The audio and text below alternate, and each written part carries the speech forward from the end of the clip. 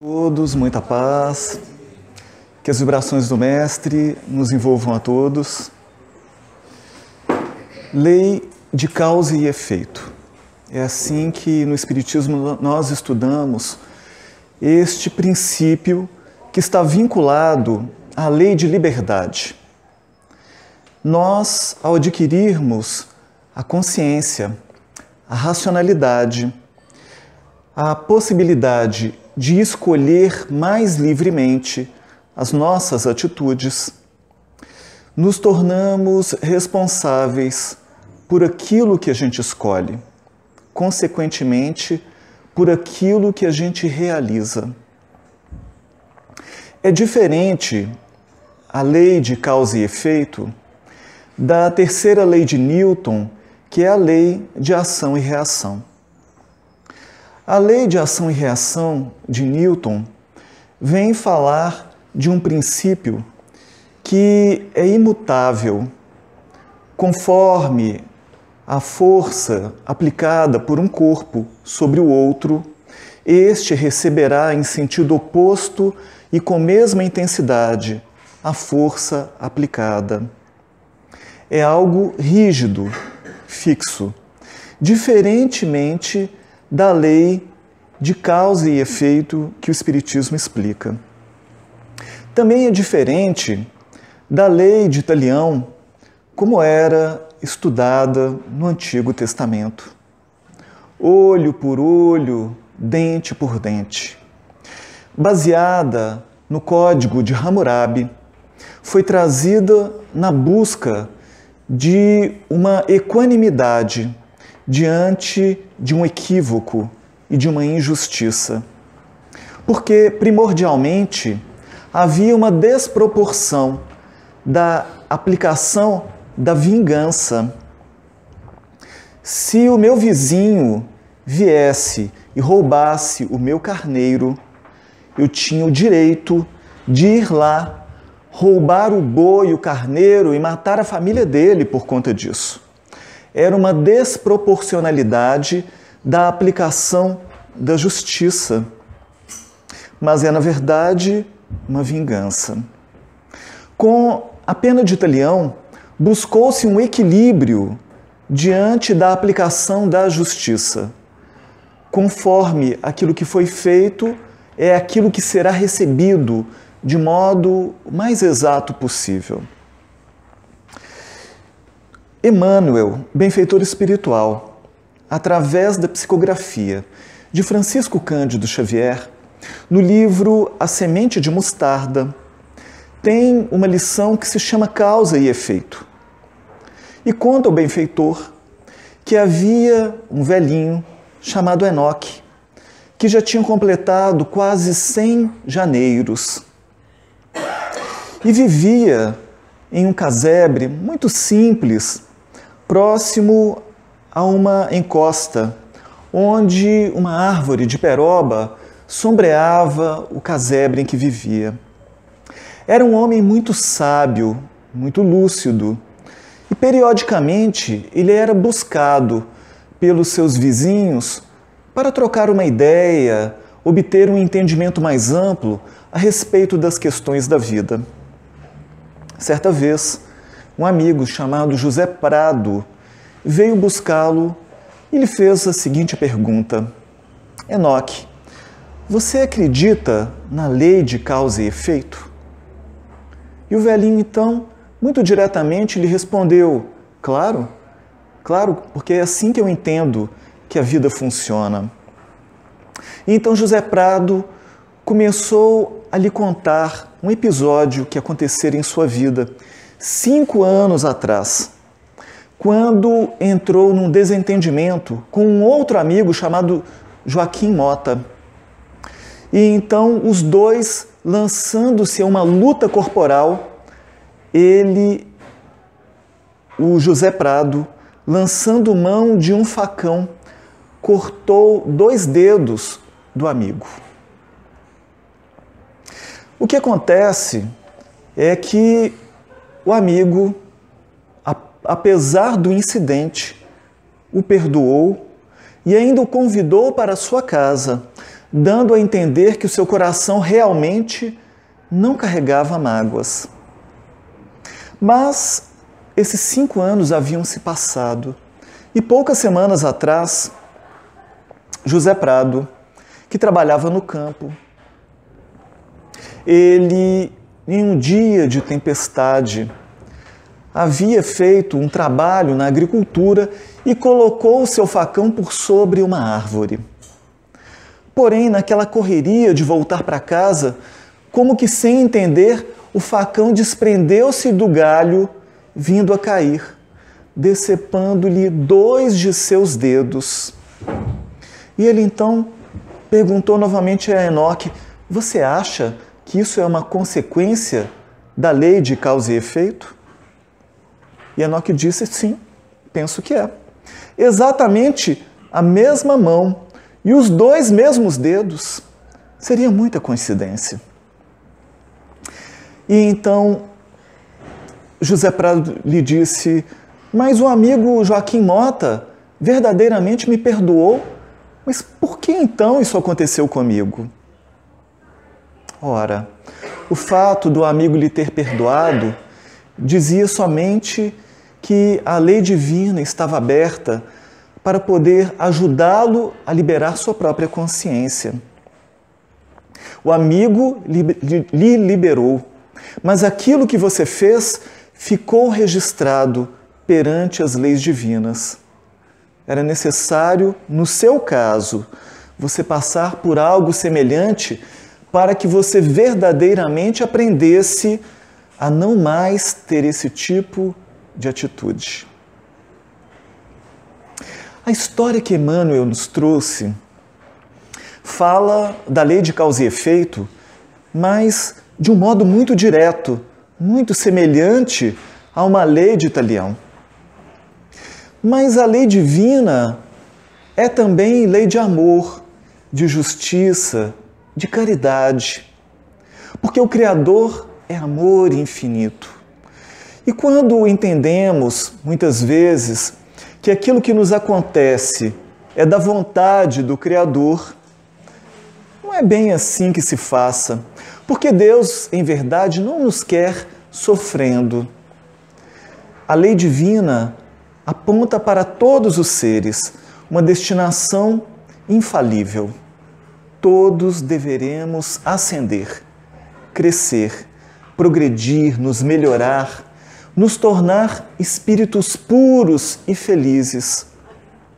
Porque conforme Kardec mesmo nos apontou no livro O Céu e o Inferno, a infelicidade é proporcional à imperfeição do espírito.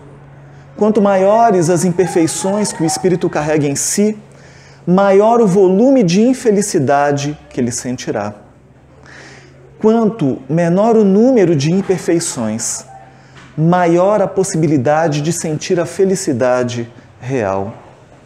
É porque a própria imperfeição da alma faz com que, através das suas atitudes imperfeitas, ele se encaminhe para o sofrimento. Da mesma forma como cada vez que nós agimos no mal, nós imediatamente sentimos um mal-estar em nós. É a lei de causa e efeito agindo imediatamente em nós, nos advertindo e alertando que esse tipo de atitude não é saudável, não deve ser mantida em hipótese alguma. Mas a divindade se utiliza da lei de causa e efeito nas 2 vias. Na via do amor, estimulando.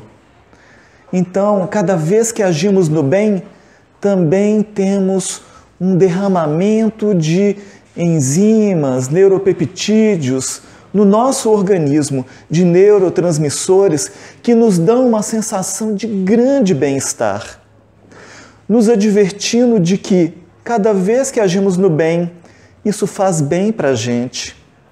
A lei divina está na nossa consciência. Agir mal ou agir bem proporcionam no nosso psiquismo sensações de bem ou de mal-estar, de conformidade com a atitude realizada, exatamente para que a gente vá se conformando cada vez mais dentro das leis divinas. Foi por isso que Jesus no Evangelho vem falar: ouviste o que foi dito aos antigos, olho por olho, dente por dente. Mas eu, porém, vos digo, amai aos vossos inimigos, orai por aqueles que vos perseguem, bendizei aqueles que vos caluniam. Isso é a gente buscar nos liberar diante da lei, fazer com que nos sintamos bem e melhor. Esse é o objetivo do Cristo quando Ele vem nos alertar. Quando Pedro, junto de Jesus, no Monte das Oliveiras, sacou da espada para agredir ao soldado e lhe decepou a orelha, Jesus também foi muito direto e lhe disse: Pedro, embainha tua espada, porque aquele que vive pela espada morre pela espada. Conforme o estilo de vida que você leva, a vida lhe devolverá na mesma medida. Ter a compreensão disso é saber que tudo na vida é perfeito. A lei da vida é uma lei de perfeição e de equanimidade. Quer dizer que não existem prêmios nem castigos na vida. Existem simplesmente consequências de escolhas e de atitudes, visando o bem da própria criatura. É uma forma de estímulo que a vida encontra de nos colocar no caminho certo. Porque pecado significa desvio de rota. Isso é o pecado. Não tem nada a ver com questão moral propriamente. Tem a ver com desvio de objetivo. Todos nós fomos criados com o objetivo de sermos felizes infinitamente. Uma felicidade sem mácula. Esse é o nosso objetivo. Mas a infelicidade que nos alcança é simplesmente uma lembrança na nossa consciência de que algo deve ser mudado, de que aquilo que realizamos anteriormente encontra consequências agora. Porque a lei de liberdade vem nos informar que somos completamente livres para semearmos daquilo que desejarmos. Qualquer coisa. A terra ela é tão fértil que o que você semear, ela vai frutificar. Mas, de conformidade com aquilo que a gente semear, o fruto daquilo nós comeremos. Então, essa ideia inexata, incorreta, de que eu posso fazer o que eu quiser, que nada irá me alcançar, num sentimento de prepotência, de arrogância, onde o ego está inflado, vale somente para aquele momento. Uma visão mais ampla da existência, porque nós somos espíritos imortais, vem dizer que tudo aquilo que tiramos, depois teremos que devolver. Tudo aquilo que espalhamos, depois teremos que juntar. Tudo aquilo que estragamos, depois teremos que consertar. É a lei da vida. Allan Kardec, no livro Céu e o Inferno, vem falar no Código Penal da Vida Futura, diante de um equívoco, ou seja, diante de uma causa que se desvirtuou perante a lei divina. Primeiro, o arrependimento, tomada de consciência de que aquela atitude não deveria ter sido realizada. Depois, a expiação, é o sofrimento que a pessoa tem, é aquele sentimento de pesar, de tristeza, de amargor perante a própria consciência, associado posteriormente a possíveis atitudes que venham a despertar em nós os mesmos sentimentos que nós despertamos no outro quando nós lesamos o outro. Mas isso ainda não resolve o problema. O que vem resolver é a atitude no bem, é a reparação. Arrependimento, expiação e reparação. São os 3 passos para que nós possamos liberar a nossa própria consciência perante nós mesmos. Eu verifico diariamente, quando eu faço atendimentos, o como que as pessoas carregam em si sentimentos de culpa. Mas quando a gente investiga a vida da pessoa, nessa vida são pessoas boas, são pessoas de bem, são pessoas que já têm um nível de consciência onde buscam se ajustar perante a vida, tentando fazer o melhor. Mesmo assim, elas expressam o seu sentimento de culpa nas suas atitudes, nas situações em que elas se colocam. Somente uma pessoa que carrega um sentimento de culpa se exporia a determinadas situações. Porque toda culpa pede uma punição. Então a pessoa se pune adoecendo, diminuindo a sua estima, porque quem carrega sentimento de culpa não pode ter uma boa autoestima. Porque não merece. Uma boa autoestima fala da pessoa que se sente merecedora de encontrar o melhor na vida. Diz de uma pessoa que se sente apta e adequada para lidar com as situações da vida. Quem carrega o sentimento de culpa é alguém que se coloca como vítima da vida, mas depois se queixa disso, achando que a vida é injusta. Mas a pessoa está carregando o sentimento de culpa, muitas vezes em um nível inconsciente. Mas é a culpa, nitidamente é a culpa. E aí então, no Livro dos Espíritos, Allan Kardec, no capítulo 5, no Evangelho segundo o Espiritismo, no capítulo 5, das causas das aflições, bem-aventurados os aflitos, vem falar que se nós buscarmos nessa vida a causa dos nossos sofrimentos, e se nós não a encontrarmos, seguramente a causa estará no passado, numa outra existência, ou em existências anteriores, passadas. Mas então fica parecendo assim, puxa vida, mas então está todo mundo perdido. Porque quem no mundo então está isento, né, de um passado possivelmente tenebroso?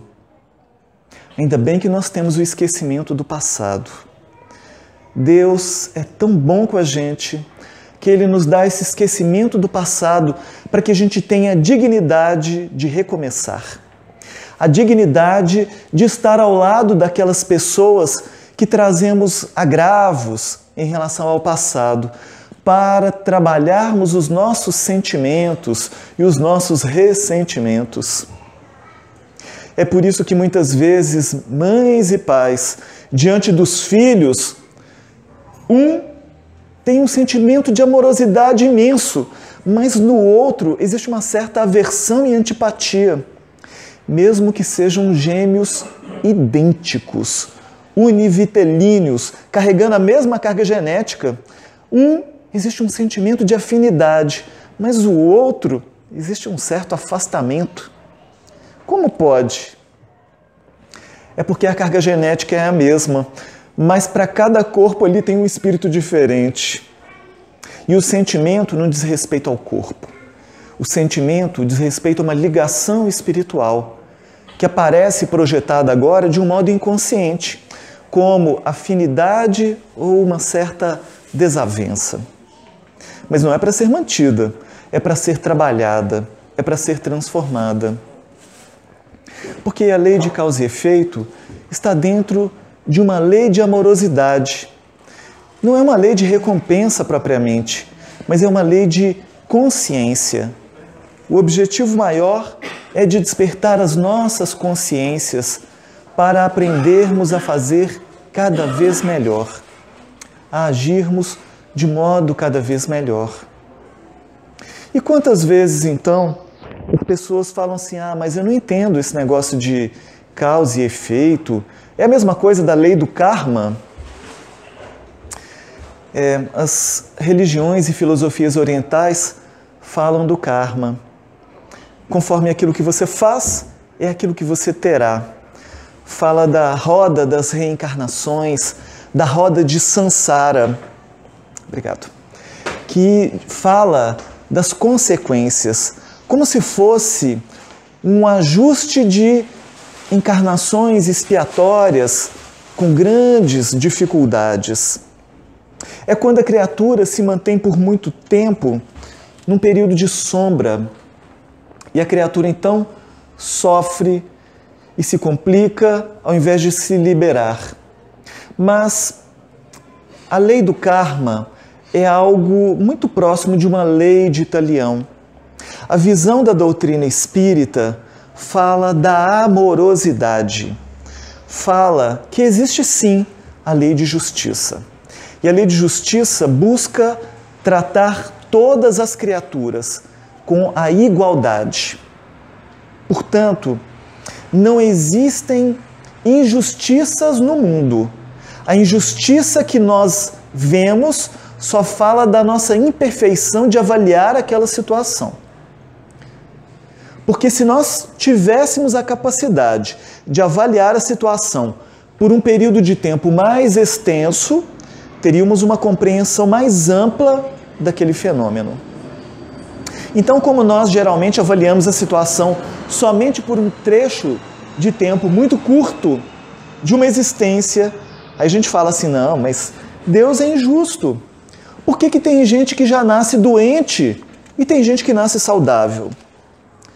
Por que tem gente que nasce numa família abastada, cheia de facilidades, enquanto tem famílias cujos filhos nascem na privação desde a primeira hora? Tem inclusive gente que é jogada no lixo na hora que nasce, e tem gente que nasce no berço de ouro. Mas Deus só pode ser injusto. Porque no mundo tem países de primeiro mundo com todas as facilidades e tem países de quinto mundo, onde quase a totalidade da população passa fome. Não, isso não pode ser justiça. Porque se Deus fosse bom, Ele não permitiria essas coisas. Ora, Deus permite que a lei exista e essa lei, ela é uma lei consistente. É uma lei que se faz operar na consciência de cada um de nós em tempo integral. Então, Hilário Silva, através da mediunidade de Francisco Cândido Xavier, no livro que se chama A Vida Escreve, ele traz uma lição maravilhosa que se chama O Merecimento. Conta Hilário Silva que havia um homem chamado Saturnino Pereira. E Saturnino Pereira era um homem maravilhoso, um operário exemplar no seu trabalho. Além de realizar o seu serviço de forma primorosa, dedicada, ele era um verdadeiro amigo de todos. Para todos ele tinha uma palavra de ajuda, de esclarecimento, de consolo. Ele era espírita, participava de diversas atividades voluntárias, sempre com um espírito de liderança, de dedicação, de abnegação, desde a sua juventude, quando ele havia se tornado espírita e havia despertado a sua consciência para a importância da caridade. Acontece que Saturnino trabalhava com um torno e certo dia, numa tarde, em que por um certo descuido deixou que sua mão direita, ele que era destro, a sua mão direita ficasse presa no torno. E os seus amigos então pararam tudo para tentar auxiliá-lo. Roupas foram rasgadas para tentar estancar o sangue. E o próprio chefe de Saturnino colocou-o dentro de um carro e o levou ao melhor hospital que lhe foi possível. Teve um atendimento de primeira com um especialista. E após horas de atendimento, inclusive de uma cirurgia, o médico saiu e disse: o atendimento foi muito bem executado. Nós conseguimos minimizar ao máximo os danos e praticamente não terão consequências.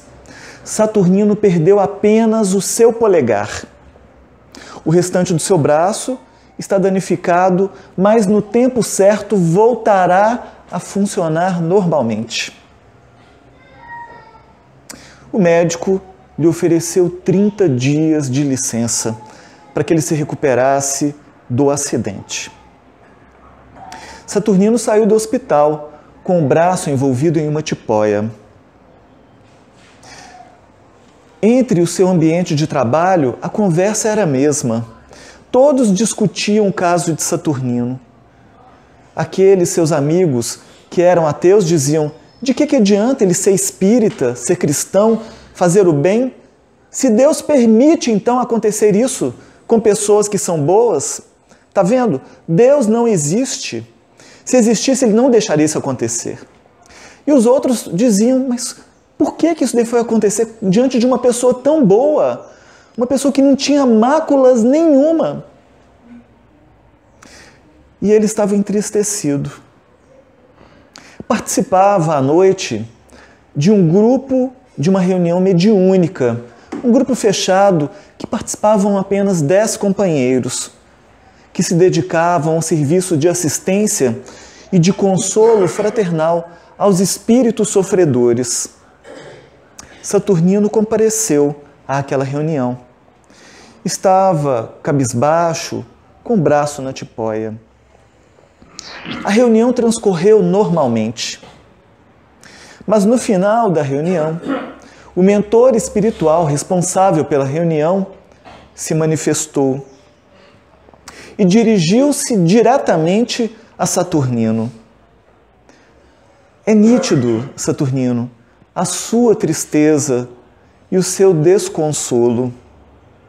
Mas veja bem, Deus é misericórdia, misericórdia divina, misericórdia amorosa, absoluta. E você está dentro dela. Você deveria ser muito grato pelo acidente que você teve, pela forma como lhe aconteceu. Há exatos 80 anos, você era um homem poderoso, aqui mesmo, no nosso litoral. E diante de um funcionário seu que estava adoecido e naquele dia não conseguia fazer a devida produção, você mesmo, com as suas mãos, colocou o braço direito daquela pessoa dentro de um engenho de cana, fazendo com que o caldo lhe saísse rubro a partir daí. Você desencarnou e a sua consciência estava pesada. Após fazer uma programação elaborada para que você pudesse liberar a sua própria consciência, você mesmo lavrou a sua sentença ao solicitar que, em tempo aprazado, você viesse a sofrer um acidente e perder a sua mão que você mais utilizava. Mas, como desde a sua adolescência você se voltou ao trabalho no bem de modo ostensivo, você amenizou aquilo que lhe deveria acontecer. E então a misericórdia divina permitiu que, ao invés de você perder o seu braço, você perdesse apenas um dedo. Saturnino saiu consolado daquela reunião. E no dia seguinte, logo às 7 horas da manhã, voltou ao seu trabalho. E o chefe, que era encarregado, achando estranho, já que ele tinha 30 dias de licença, lhe perguntou: mas o que você está fazendo aqui, Saturnino? E ele disse: ora, eu sofri um acidente, mas não estou doente, portanto sirvo para alguma coisa. E foi fazer o trabalho que lhe dava conta. O Espiritismo é assim, porque quando a gente não compreende aquilo que a gente passa, a gente sofre pela situação que estamos passando e sofremos pela não compreensão daquilo que nos alcança. Quando o Espiritismo vem nos falar a respeito dessa lei de amor que nos envolve a todos, que não existe nada que nos alcança que não seja verdadeiramente para o nosso bem, atenua o nosso coração, consola a nossa alma. O Evangelho está cheio de referências sobre isso. Foi por isso que Paulo disse: portanto, de Deus não se zomba. Aquilo que o homem semear, também colherá. Então, que ninguém pense que pode fazer qualquer coisa com seu livre-arbítrio e que nada lhe alcançará, porque se considera acima da lei. A pessoa pode até estar momentaneamente acima das leis humanas, porque em verdade muitos adquirem poder e legislam em causa própria e se consideram de modo arrogante que estão acima das leis humanas. Mas a vida segue e a lei divina está na nossa consciência. As dores nos alcançam quando chega a hora de devolver. Somos nós os criadores dos nossos destinos. Lei de liberdade, livre-arbítrio, sementeira, colheita, causa e efeito. As leis divinas são justas e propiciam a cada um de nós o material e as situações para que possamos nos reajustar perante nós mesmos.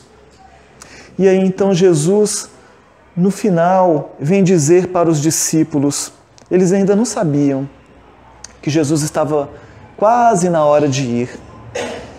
Meus filhinhos muito amados, eu tenho um novo mandamento a vos ensinar, que vos ameis uns aos outros como eu vos tenho amado. Porque é o amor que cobre a multidão dos pecados, falou Pedro depois. É o amor que vem nos liberar a consciência, não é o sofrimento. O sofrimento que nos alcança é só para que possamos aprender melhor a lei de justiça, mas o objetivo é o amor. Porque quando nós sofremos na própria carne, na própria pele, nos nossos sentimentos, aí a gente diz assim, mas isso é injustiça o que está acontecendo. Graças a Deus, já estamos aprendendo. Porque no passado, quando nós agimos assim com o outro, nós não considerávamos que era injustiça. Mas quando essa situação nos alcança e a gente fala, mas isso é injusto, já estamos aprendendo sobre a justiça. Já estamos um patamar acima da inconsciência. Já estamos nos tornando conscientes. Mas o objetivo é transformar o sentimento. O objetivo é fazermos criaturas melhores. E as balas perdidas? As balas perdidas? Não existem balas perdidas. Existem situações que nós atraímos, nós nos colocamos. Aquela pessoa que por um acaso estava passando ali naquela hora e a bala alcançou a pessoa, não foi por acaso. Porque olha que maravilha, pior não seria se você soubesse exatamente quem fez aquilo, melhor você nem saber. Porque quando você fica sabendo, você ainda se revolta mais. Não saber já é uma bênção. Porque a lei divina nos alcança sem a necessidade de propriamente alguém se comprometer. Uma bala perdida, alguém se comprometeu com isso. Outro dia, o jornal noticiou que uma família estava fazendo uma festa no quintal da sua casa e uma bala que foi disparada em comemoração caiu na cabeça de uma criança. E a criança veio a óbito. Mas olha que absurdo, era uma criança. Sim, neste corpo biológico era uma criança, mas havia um espírito imortal que animava aquela criança. Então, por agora, nós não conseguimos ter um entendimento mais amplo da necessidade, mas aquele estilo de morte foi necessária. Então, quanto menos trabalhamos o nosso sentimento, mais próximos da situação que nós desencadeamos, a situação ocorre. Quanto mais trabalhamos o nosso sentimento, aprendemos a amar, fazemos o bem, mais distanciados daquela experiência nós estamos. Então, A misericórdia divina fala de atenuação ao máximo. Quando aquilo nos alcança, é porque aquilo é verdadeiramente necessário. Porque a criatura ainda não trabalhou completamente o seu sentimento. Então a expiação nos alcança. Mas, erroneamente, muitas pessoas confundem as provas do dia a dia como se fossem punições da divindade. Ora, as provas todos nós temos que passar. As provas são estímulos à ascensão. As provas são averiguações de valores do como nós nos encontramos, como nós estamos. As expiações não. São operações cirúrgicas, dolorosas, para que nós possamos consciencialmente voltarmos ao ponto que estávamos antes da queda. A expiação, se bem vivida, não promove crescimento, ela promove a volta ao ponto antes da queda. Mas as provações não. As provações bem vividas fazem com que nós tenhamos uma ascensão. Uma prova bem passada abre campo para novas lições, novos aprendizados. Então é muito bom. Então ter esse entendimento de como funciona a lei divina é abrir campo mais amplo dentro de nós para lidarmos com as situações da vida de modo natural. Nós vivemos em um planeta de provas e expiações. Então passaremos periodicamente por algum tipo de sofrimento ou de dores. Mas não quer dizer que a Terra seja um mar de lágrimas. Nós também poderemos e deveremos buscar felicidade. E esse é o objetivo. Aquela pessoa que carrega a crença de que, não, a felicidade não é deste mundo. A felicidade é só para depois que eu desencarnar. Fala assim, que pena. Porque essa pessoa, em função de carregar uma crença equivocada, não se permitirá ser feliz agora. Porque se a felicidade não é deste mundo, ela não vai ser feliz. Talvez o entendimento melhor seja uma felicidade completa, sem mácula, não seja deste mundo. Mas a felicidade começa neste mundo. Todos nós sabemos. Quem de nós nunca teve nenhum momento de felicidade? Para quem de nós a vida inteira foi um mar de lágrimas da hora que nasceu até o momento presente? É ingratidão a gente pensar assim, não é mesmo? Mas a forma como a gente enxerga a vida faz com que a vida seja mais pesada ou mais leve. A escolha é nossa, livre-arbítrio. E a consequência da forma como a gente encara a vida é a vida ser mais pesada ou mais leve para cada um de nós. Então, a doutrina espírita vem nos dar este entendimento mais amplo a respeito da vida. Nada que nos alcança é por acaso. Do ponto de vista da imortalidade da alma, da lei das reencarnações, nós, então, se lesamos alguém, futuramente teremos a possibilidade de sermos lesados em alguma medida. Pode ser financeiramente, pode ser legalmente, pode ser afetivamente. Emmanuel vem falar no livro Vida e Sexo da quantidade de crimes que são cometidos de forma muito maior do que o das guerras em relação ao campo afetivo, aos relacionamentos. Quantas vezes as pessoas conquistam corações para depois jogá-los fora? Quantas vezes as pessoas estabelecem compromissos afetivos para depois não honrarem aquele compromisso? É um crime que a pessoa está cometendo. Aí depois a pessoa vem ter uma existência onde ela fala assim, gente, mas nada para mim no campo afetivo dá certo. Por que será? Na minha vida só aparece capeta. Não tem nenhum anjo que aparece. É porque no passado você foi o capeta. Se você tivesse sido anjo, agora seria diferente. Mas não tem problema. Foi por isso que Chico disse assim, ninguém pode voltar atrás e fazer um novo começo, mas cada um de nós pode começar agora a fazer um novo final. Vamos pensar sobre isso, porque nada é por acaso. Muita paz para todos, fiquem com Deus, até a próxima vez.